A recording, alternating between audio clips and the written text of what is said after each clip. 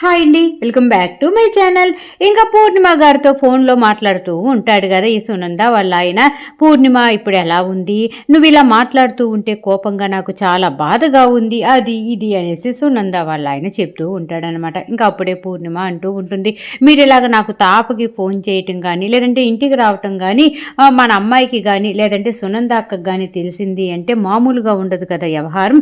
కాబట్టి మీరు నాకు ఫోను చేయమాకండి, అసలు మన కూతురు గురించి మీరు అడగద్దు. ఎందుకంటే ఇప్పుడు నేను మీ బాధపడుతున్నది చాలు, మీ గురించి ఆలోచించి ఇంకా తను కూడా బాధపడాల్సిన అవసరం లేదు అని చెప్పేసి గట్టిగా జవాబు చెప్తూ ఉంటుంది పూర్ణిమ. ఇంకా సునంద వాళ్ళ ఆయన, నువ్వు అలా మాట్లాడు మాకు పూర్ణిమ, నువ్వు అలా మాట్లాడుతూ ఉంటే నా ప్రాణం పోతున్నంత పని అవుతుంది, ప్లీజ్ నన్ను అర్థం చేసుకో అనేసి పూర్ణిమతో చెప్పబోతూ ఉంటే ఇంకా పూర్ణిమ అప్పుడే ఫోన్ పెట్టేస్తూ ఉంటుందన్నమాట. ఈ మేటర్ అంతా కూడా సునంద గారు వెనకాల నుంచి వింటూ ఉంటారు కానీ ఏమీ అర్థం కాదు. ఎవరోతోనూ ఫోన్లో మాట్లాడుతున్నాడు, కాదు కొంచెం బాధతో మాట్లాడుతున్నాడు, ఏమైంది ఈయనకి అని చెప్పేసి అడగాలని అనుకుంటుందా, ఈలోపే అతను ఫోను మాట్లాడేసి అక్కడ పెట్టేసి ఫోను వెళ్ళిపోతాడనమాట. ఇంకా వెంటనే అసలే అనుమానంగా ఉంది కదా, గుళ్ళో ఈ మధ్య పూర్ణిమని చూసింది, ఇంకా పూర్ణిమ ఈయన కలిసి గుడికి వెళ్ళారా అని చెప్పేసి ఆలోచనతోటి ఉంటూ ఉంటుంది కదా ఈ మధ్య. ఇంకా సరే ఫోన్ ఆయన అక్కడ పెట్టేసి వెళ్ళిపోయాడు కదా, గబగబా సునంద ఆ ఫోన్ తీసుకొని ఎవరితో ఫోన్ మాట్లాడాడని చెప్పి చూస్తుందన్నమాట. వెల్ విషయర్ అనేసి ఉంటుంది. అదేంటి ఇలా ఉంది పేరు, ఇదివరకు ఫ్రెండ్ అని పేరు ఉండేది కదా ఇదే నెంబర్ మీద, అసలు ఈ నెంబర్ ఎవరిది, ఈ నెంబర్ పూర్ణిమదే అయి ఉంటుందా అని చెప్పేసి గబగబా ఫోన్లో ఉన్నటువంటి నెంబర్ని అక్కడే ఉన్నటువంటి పెన్నుతోటి చేతి మీద రాసుకుంటుందన్నమాట. రాసుకొని ఆవిడకి తెలిసిన ఒక అబ్బాయికి పంపించి, ఇదిగో ఇప్పుడు నీకు ఒక నెంబర్ పెడుతున్నాను, ఈ నెంబరు ఎవరి పేరు మీద ఉందో చూసి చెప్పవా అనేసి అనగానే, సరే మేడం చెప్తాను, నెంబర్ పంపించండి అనేసి అనగానే సునంద గారు ఆ నెంబర్ పంపిస్తారన్నమాట. పంపించి ఆలోచిస్తూ ఉంటుంది, ఈ నెంబర్ ఎవరిదో ఏంటో త్వరగా తెలిస్తే బాగుండు అని చెప్పేసి అటు ఇటు తిరుగుతూ అతని ఫోన్ కాల్ కోసం వెయిట్ చేస్తూ ఉంటుంది. ఇంకెక్కడ ఇలా జరుగుతూ ఉంటే సింహాద్రి పని నుంచి ఇంటికి వచ్చేస్తాడనమాట. పద్మమ్మ ఇంకా ఇంటికి రాలేదు కదా, ఎందుకంటే పూర్ణిమ గారి దగ్గరికి వెళ్ళింది కదా పద్మమ్మ, ఆవిడకి ఒంట్లో బాగోలేదు అని చెప్పేసి ఆనంది వెళ్ళమ్మ చైత్ర ఆఫీస్ నుంచి వచ్చేదాకా తోడుగా ఉండమంటే సరేనని చెప్పేసి అక్కడికి వెళ్తుంది కదా. ఇంకా సింహాద్రి ఒక్కడు ఇంటికి వస్తాడు.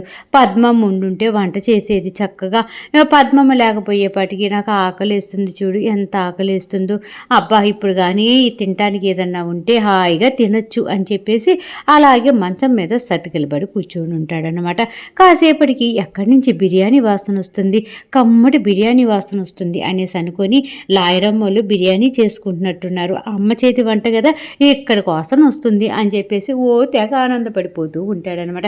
ఆ బిర్యానీ ప్యాకెటు సీను పాపం వాళ్ళ ఆవిడ అలేఖ్య కోసం అని చెప్పేసి తీసుకొని వచ్చి లోపలికి వెళ్ళి అలేఖ్యని తీసుకొని వస్తా సిలకమ్మని. ఆ సిలకమ్మకి బిర్యానీ ప్యాకెట్ చూపిస్తే, అబ్బా ఎలాగైనా సీనుకి నేనంటే చాలా ఇష్టం అని చెప్పేసి నన్ను ప్రేమగా చూసుకుంటుంది అని చెప్పేసి ఆ తెచ్చిన బిర్యానీ పొట్లం బయటే మంచం మీద పెట్టి ఆ సిలకమ్మ అనుకుంటా లోపలికి పిలుచుకుంటూ పోతాడనమాట. ఈలోపే సింహాద్రి రావటం, అదే మంచం మీద కూర్చోవటం, ఇంకా బిర్యానీ వాసన ఎక్కడి నుంచో వస్తుంది, లాయరం ఇంటి దగ్గర నుంచి అనేసి అనుకోవటము, ఇంకా లేచి అక్కడి నుంచి వెళ్ళబోతూ ఉంటే అప్పుడే ఉన్నటువంటి మంచం మీద ఉన్నటువంటి బిర్యానీ పొట్లం చూసి, ఓహో ఈ బిర్యానీ పొట్లం నాకు సీనుగాడు తెచ్చినట్టున్నాడు, బిర్యానీ వాసన ఇక్కడి నుంచే వస్తుందా, ఎలాగైనా సీనుగాడికి నేనంటే చాలా ప్రేమ, అబ్బా అసలు నిజంగా సీనుగాడు నన్ను బాగా ఇష్టపడుతూ ఉంటాడు, మామ మామ అనేసి పిలుస్తూ తిక్కలుగా ఉన్నాడే అనుకున్నానే కానీ నా మీద చాలా ప్రేమ, నాకు ఒక పొట్లం వాడి పెళ్ళానికి ఒక పొట్లం తీసుకొని వచ్చినట్టున్నాడు, ఎంత మంచోడు సీనుగాడు అనుకుంటూ ఇంకా లొట్టలేసుకుంటూ తింటూ ఉంటాడనమాట సింహాద్రి. ఇంకా సీను బట్టలు గిట్టలు మార్చుకొని ఇంక ఇప్పుడు సిలకమ్మని తీసుకొని వెళ్ళి ఆ బిర్యానీ ఇస్తాను, ఇంకా నా మీద ఉన్న ప్రేమ అంతా కూడా చూపిస్తాను, ఇంకా తను ఒక్క మెతుకు కూడా మిగల్చకుండా హాయిగా తినేస్తుంది, అసలు చిలకమ్మకి బిర్యానీ అంటే చాలా ఇష్టం కదా అనేసి ఇంకా గబగబా బయటకు వచ్చేలోపు సింహాద్రి లొట్టలు వేసుకుంటూ బిర్యానీ తింటూ ఉంటాడనమాట.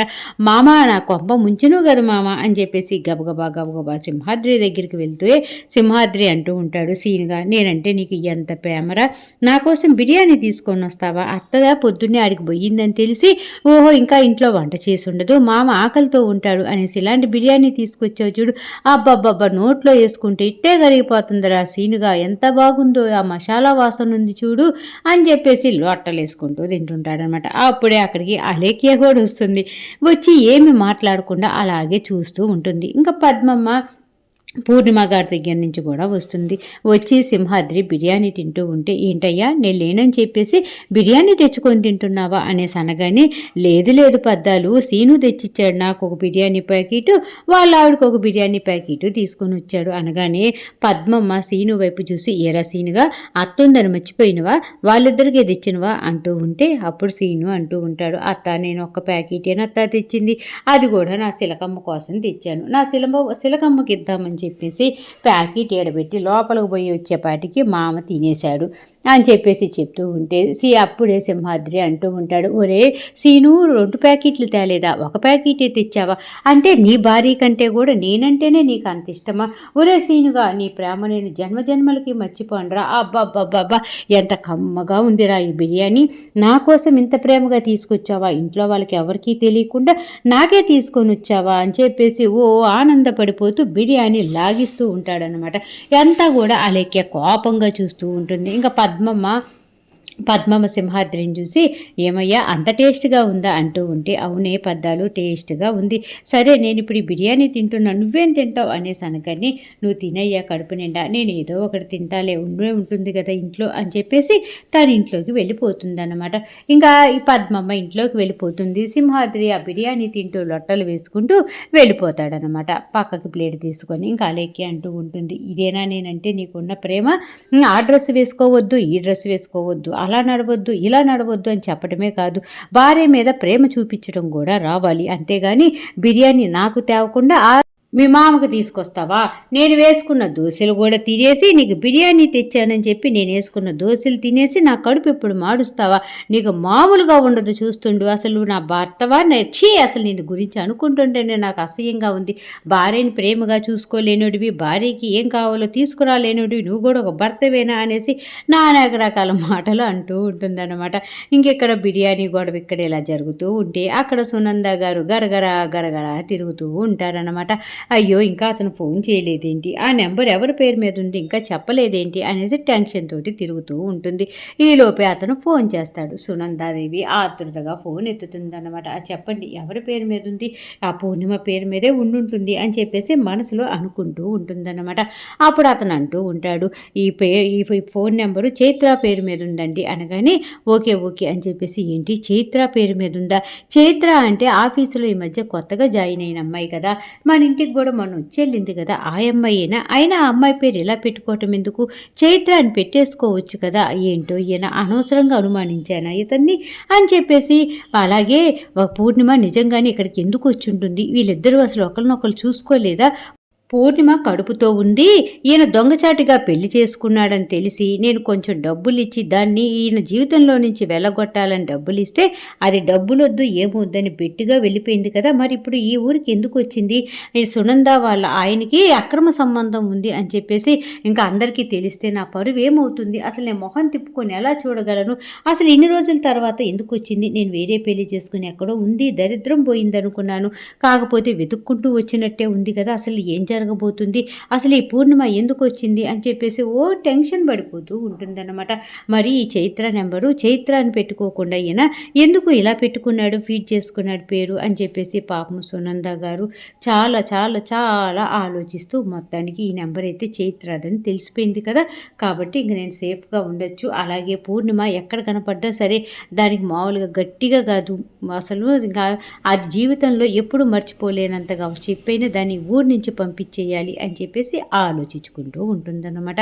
ఇంకా అలాగే ఇక్కడ ఇలా జరుగుతూ ఉంటే ఆదిత్య జ్యోతమ్మ అలాగే వచ్చేసేపాటికి ఇంకా వాళ్ళ ఆయన ఉంటాడు కదా సూర్యబాబు, జ్యోతమ్మ వాళ్ళ ఆయన సూర్యబాబు, వీళ్ళిద్దరికి పుట్టినటువంటి ఆనంది, వీళ్ళ ముగ్గురు ఫోటో దొరుకుతుంది కదా ఆదిత్యకి, ఇంకా ఆ ఫోటో తీసుకుని వెళ్ళి పెద్ద ఫ్రేమ్ చేసుకురావాలి అనేసి ఒక అతన్ని పిలిపించి ఇంక ఇంత సైజులో కావాలి ఇంత కావాలి అని చెప్తాడనమాట. అతను చక్కగా ఆదిత్య ఏ విధంగా అయితే చెప్పాడో అంత బాగా తీసుకొని వస్తాడు. సార్ మీరు చెప్పిన విధంగా ఇదిగోండి తీసుకొని వచ్చాను అనేసి అనగానే, బాగుందా అది ఇది అనేసి అడగగానే, మీరు చెప్పినట్టే చేశాను సార్, ఇదిగోండి అని అనగానే ఒక్కసారిగా ఆలోచనలో పడిపోతాడు ఆదిత్య.